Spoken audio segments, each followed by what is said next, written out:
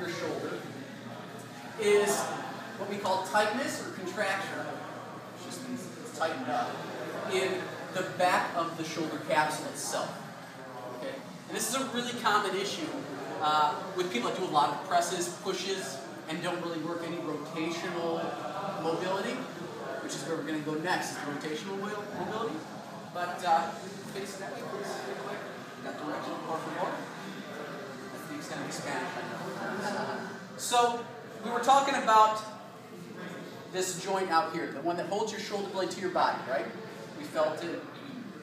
That creates like a bony arch that sits here. And this bone in our arm here sits right underneath it. What happens if we get tight in the back of the rotator cuff or in the back of that capsule from the joint is anytime we move our arm a direction, this shifts upward. Okay? Which wouldn't be a big problem except that we have a tendon that sits right in there between them. Okay? So every time we shift that or move that arm around, we're banging that tendon between two bones. And it gets really pissed off. Okay? This will be the achy shoulders after a lot of thrusters kind of thing. Okay?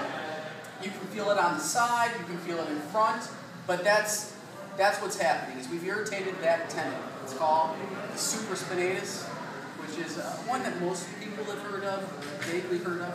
It's the most commonly injured tendon in your rotator cuff. Okay? So why don't we start working some exercises for that? Laying on a side. We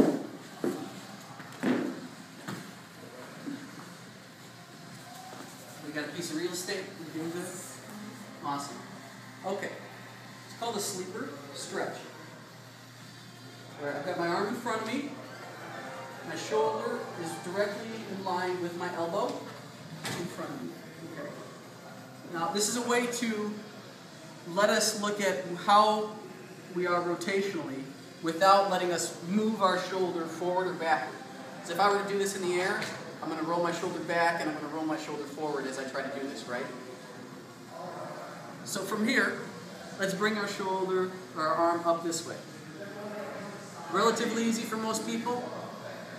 If you can't get your arm to the ground, a little bit of pressure, and this is going to be a slow stretch.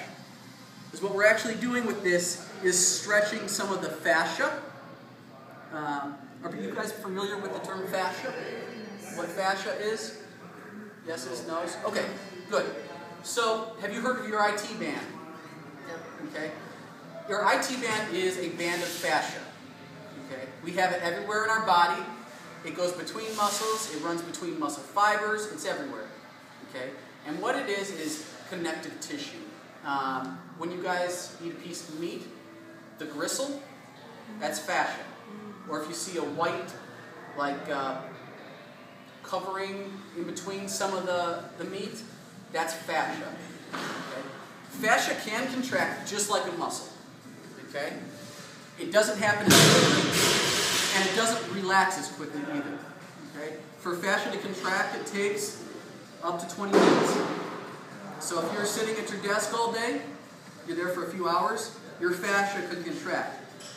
To release that contraction, it can take up 3 to 5 minutes. Okay. So with these stretches, it's going to be a slow, prolonged hold for anywhere from 3 to 5 minutes. You usually notice a difference in the first minute, but it can take a little while. Because you'll kind of be hanging out here. With this joint, with the shoulder, you don't want to be putting a lot of pressure down. Okay, you want to just get a little bit of weight, and you'll feel it slowly melt away. Okay, so this backward, this outward, is not going to be too difficult. Let's go the other direction.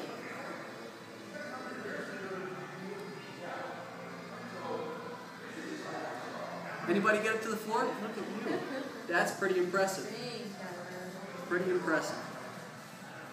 Most people won't be able to. And that's where we're talking about, that the back of that capsule being very tight. And so you'll get the shifting of that arm bone and some jamming of the tendon between the two bones. Okay? So we want to put some pressure on that arm. Downward. And I'm going to walk around just to make sure everybody's doing this Right, but I want you to keep a little bit of pressure down